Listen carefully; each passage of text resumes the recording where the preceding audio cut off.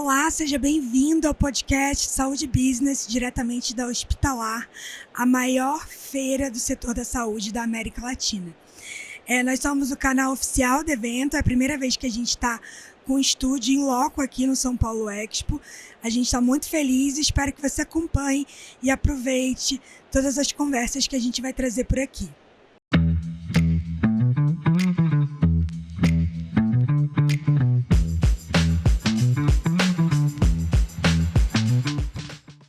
A Hospitalar se consolidou como um dos principais encontros do setor da saúde. Mais que uma feira de produtos e tecnologia, é um espaço onde gestores públicos, empresários e líderes institucionais se unem para dialogar sobre o futuro da saúde. É nesse ambiente que nascem conexões importantes e surgem ideias que contribuem para políticas públicas mais eficientes, inclusive no fortalecimento da regulação da saúde suplementar, com debates sobre qualidade assistencial, novos modelos de remuneração e uso estratégico dos dados no setor privado. A Agência Nacional de Saúde Suplementar já é um parceiro da Feira Hospitalar. Ela está aqui com um stand no São Paulo Expo e hoje a gente vai receber aqui no nosso stand o Maurício Nunes, diretor de desenvolvimento setorial da ANS. Maurício, seja muito bem-vindo e obrigada pela presença. Maurício, eu vou pedir para você começar dando um panorama geral, né? A ANS, a gente tem visto que vocês têm se portado mais do que uma reguladora, tem estimulado, incentivado a parte de qualidade e eficiência, né, para a gente aumentar esses quesitos no setor da saúde. Eu queria saber como que você enxerga, né, como que a agência, na verdade, enxerga esse papel enquanto reguladora, até onde vocês podem ir para acelerar essa transformação que o setor da saúde tanto necessita. Obrigado, boa tarde a todos, obrigado pelo convite. Eu acho que o grande papel de um órgão regulador, no caso da agência, que regula um setor de saúde, né, saúde suplementar, que lida com temas sensíveis, acho que um ponto importante para a gente é trabalhar a transparência dos dados, das informações, empoderar cada vez mais os beneficiários, os consumidores nas suas escolhas.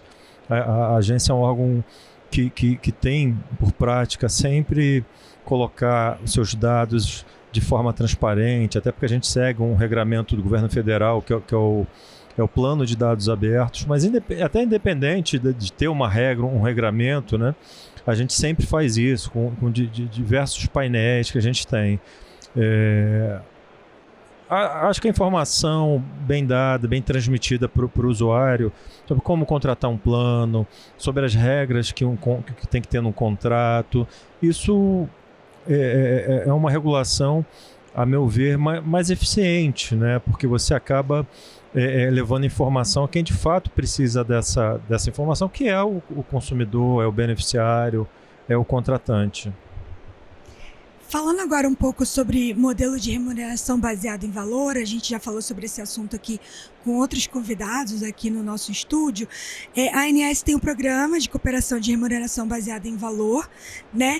Eu queria saber como isso tem funcionado na prática e o que você acredita que está faltando para, de fato, isso virar e atingir mais players do setor, porque a gente sabe que hoje essas discussões, essas iniciativas, elas se restringem a um volume muito pequeno, né? Se a gente for olhar o tamanho do setor como um todo.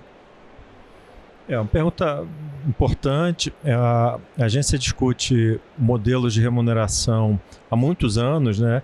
A gente começou a discutir em 2010, era um projeto que na época a gente tratava apenas de modelos de remuneração no âmbito dos hospitais. Era um projeto que envolvia os prestadores, naquele momento apenas os prestadores hospitalares, e de lá para cá a gente foi ampliando esse projeto e hoje a gente está discutindo modelo de remuneração baseado em valor.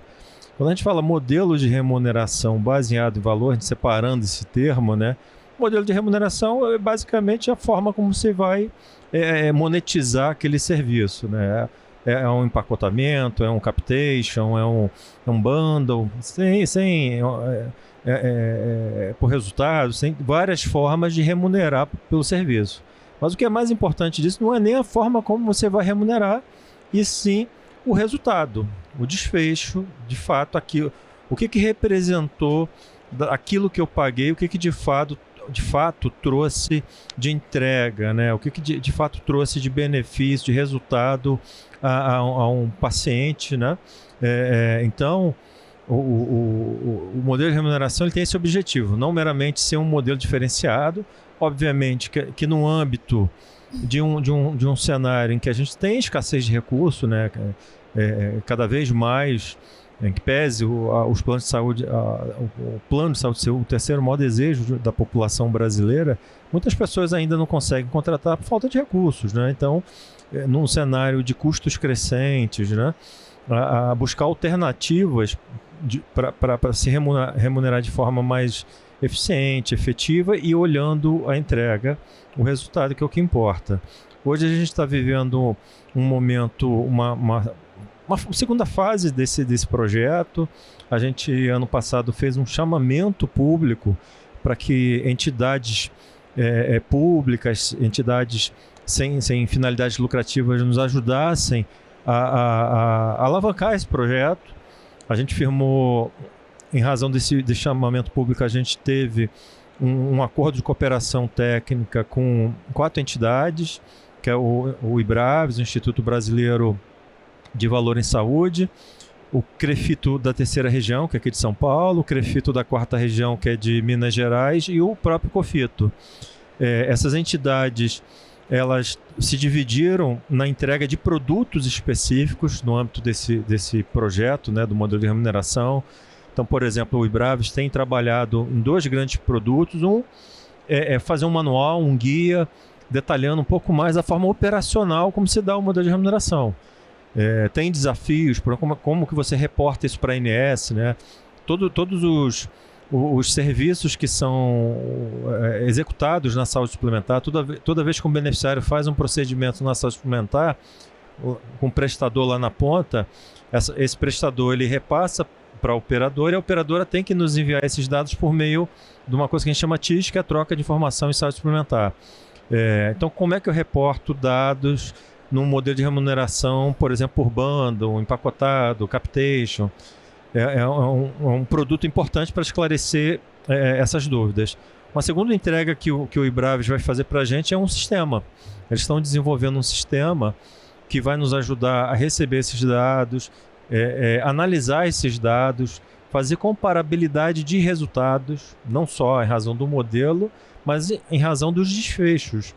Então, a partir desse sistema, daquilo que a gente receber, a gente vai conseguir tratar essas bases de uma forma melhor e dar transparência ao que está acontecendo nesse projeto. Entre outras entregas, né, de eventos que a gente vai fazer, de divulgação. Então, eu acho que essa fase agora, ela tende a ser um pouco diferente, porque a gente vai começar a ver na prática o que está acontecendo. E a partir desses resultados, a gente observar, de fato, esse modelo, esse projeto que a operadora firmou com esse prestador, com esse hospital, com essa clínica, com esse laboratório, ele está dando resultado de fato ao paciente. A gente vai ter como medir isso. Tem indicadores nesse projeto que serão mensurados. Então, eu acho que a partir desse acordo de cooperação técnica, das entregas dos resultados, a gente pode dar um segundo passo. Falando agora das certificações em atenção primária à saúde e parto adequado também, que a ANS promove, a gente sabe que é um avanço importante na consolidação desse modelo no setor suplementar, que é um modelo que vem do Sistema Único de Saúde. Eu queria entender como tornar a APS uma realidade mais presente, estruturada na saúde privada, enquanto a ANS, como que vocês enxergam isso? E quais os principais desafios para ampliar essa adoção na saúde suplementar? A saúde suplementar ela tem algumas características importantes, tá? A agência, quanto órgão regulador, a gente só regula as operadoras, tá? Quando você olha para esse ecossistema da saúde suplementar, tem os prestadores, os hospitais, né? A gente está aqui numa feira hospitalar, as clínicas, os médicos, tem os fornecedores, tem a indústria farmacêutica, tem uma série de atores, né, que fazem parte desse ecossistema, só que a gente regula apenas uma parte, que são as operadoras. Por força até da lei, do marco legal dos planos de saúde, que é a Lei 9656 de 1998, existem algumas limitações legais. Por exemplo, na saúde suplementar, você não pode obrigar que a porta de entrada, né, sendo redundante, a porta de entrada obrigatória seja a atenção primária, como é no sistema público.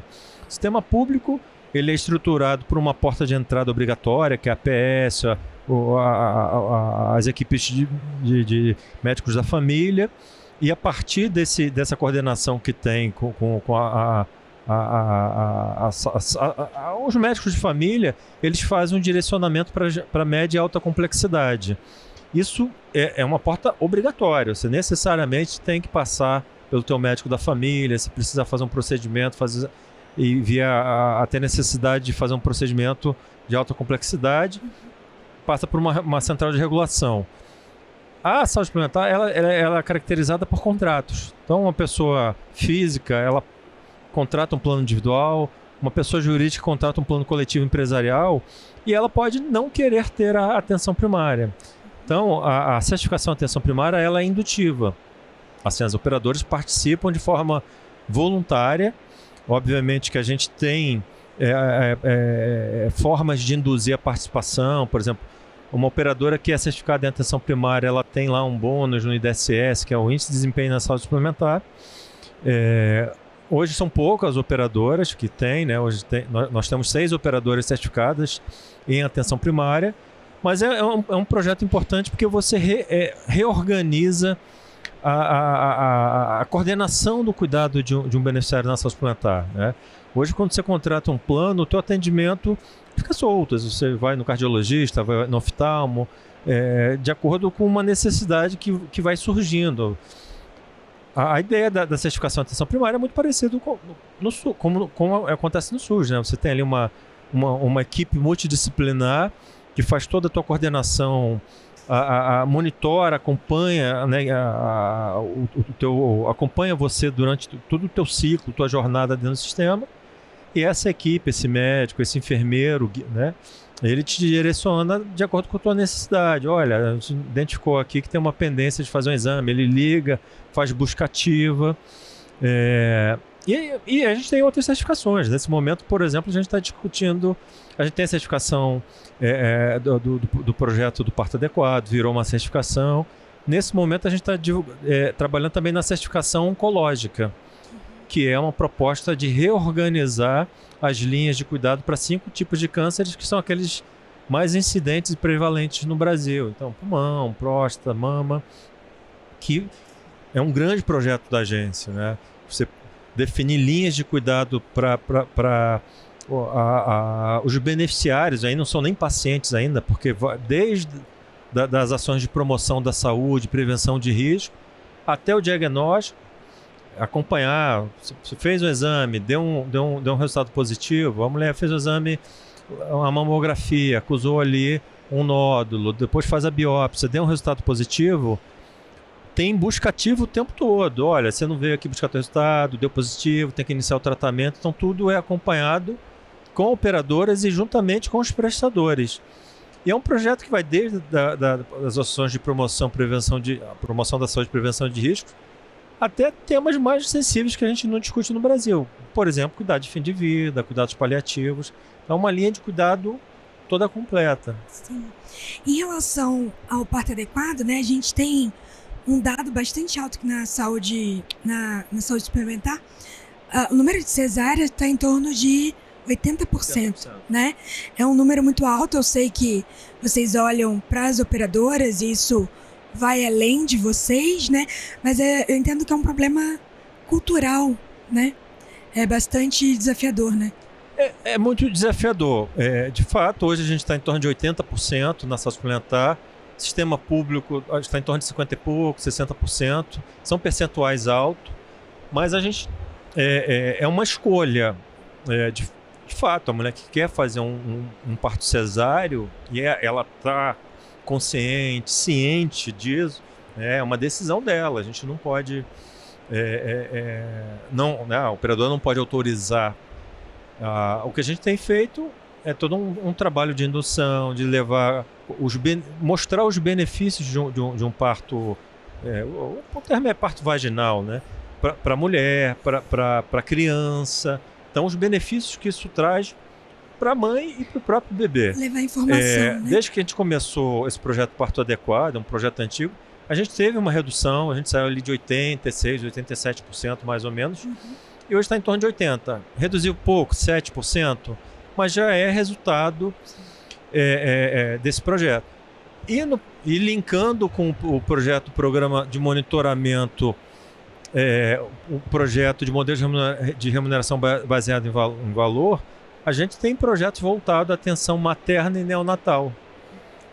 Inclusive um projeto muito legal de acompanhamento das mães depois do nascimento do bebê, usando o bundle como modelo diferenciado, né, ao fee-for-service, e com indicadores de qualidade e também com indicadores de avaliação da percepção da mãe, que é o NPS.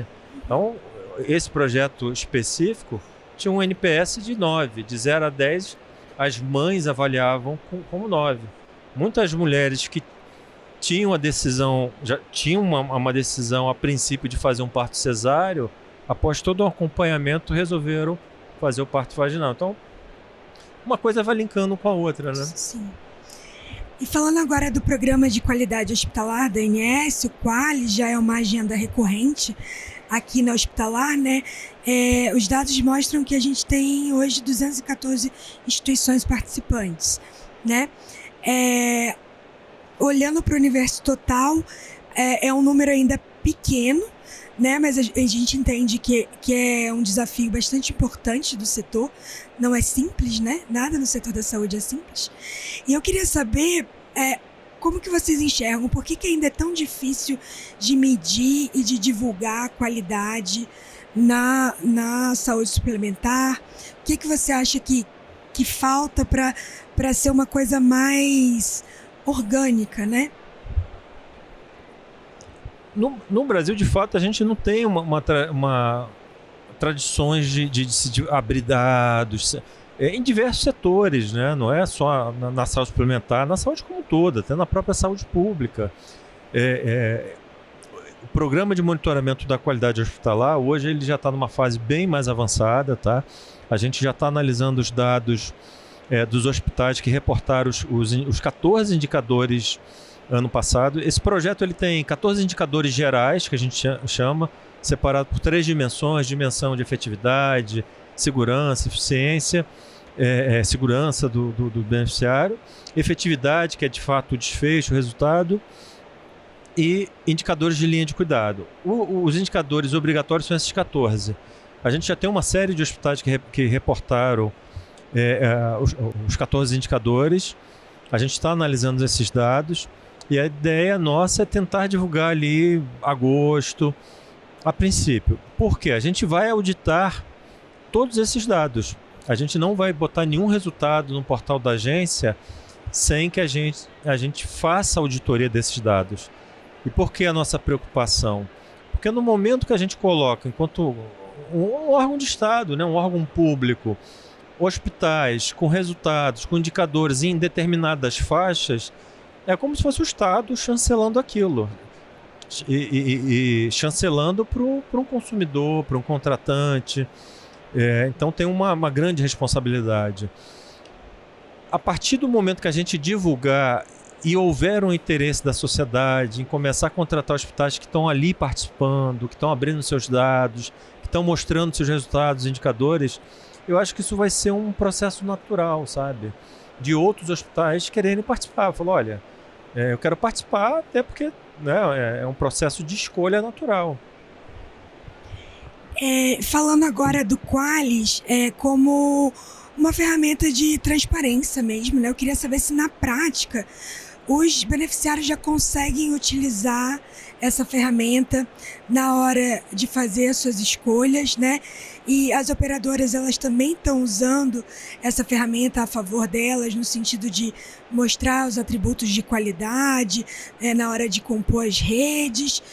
Como que está funcionando isso? O Qualis ele é um processo anterior ao programa de monitoramento da qualidade hospitalar, né? O Qualis a gente começou a discutir em 2008, 2009, divulgando atributos. Então, por exemplo, se um hospital ele é acreditado, tem um hospital, um prestador que é acreditado aqui pela Joint Commission, pela ONA.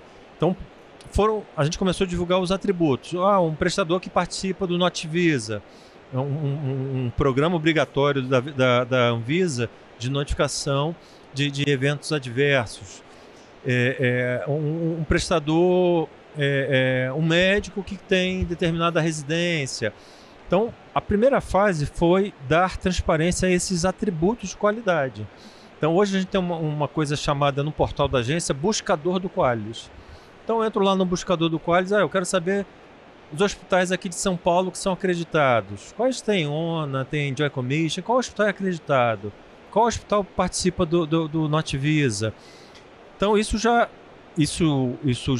existe há muitos anos, isso já está disponível para os consumidores, para os contratantes, isso já acontece. O PM Qualis é a fase posterior, já é uma fase de monitoramento, de divulgação, hoje apenas com os hospitais. Tá certo. Uma última pergunta aqui para a gente encerrar em relação à acreditação das operadoras. Hoje a gente tem mais ou menos aí 3% das operadoras médico-hospitalares sendo acreditadas, né?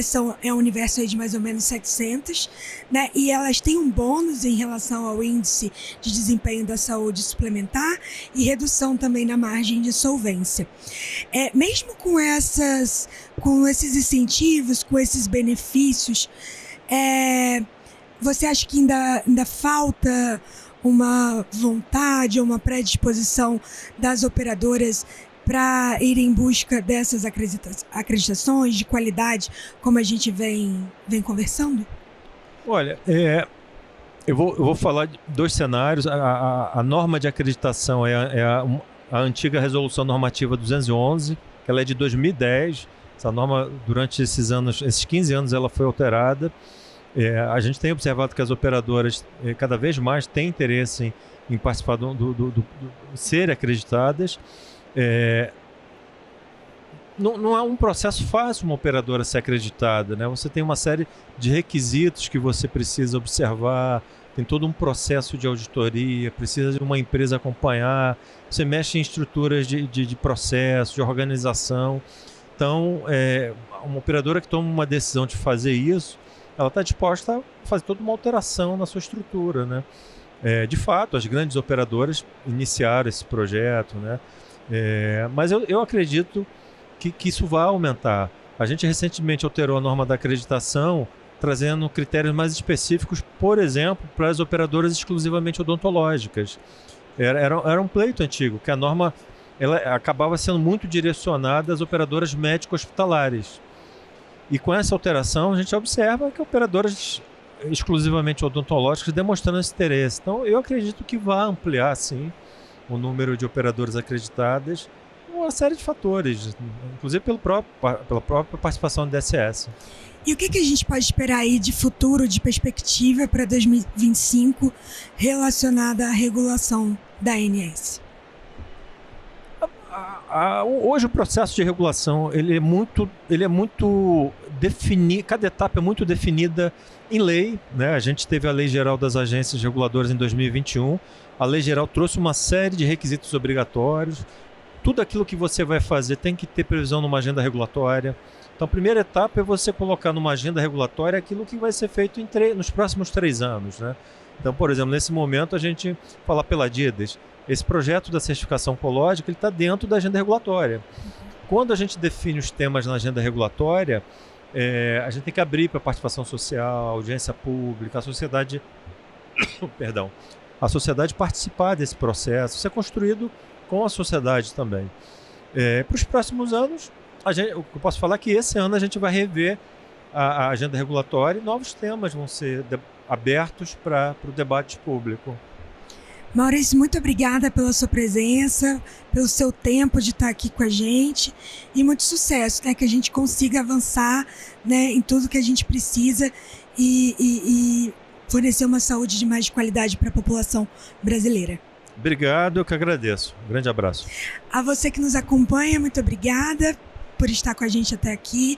A sua audiência, você pode acompanhar a cobertura completa da Hospitalar no saudebusiness.com. Até o próximo episódio.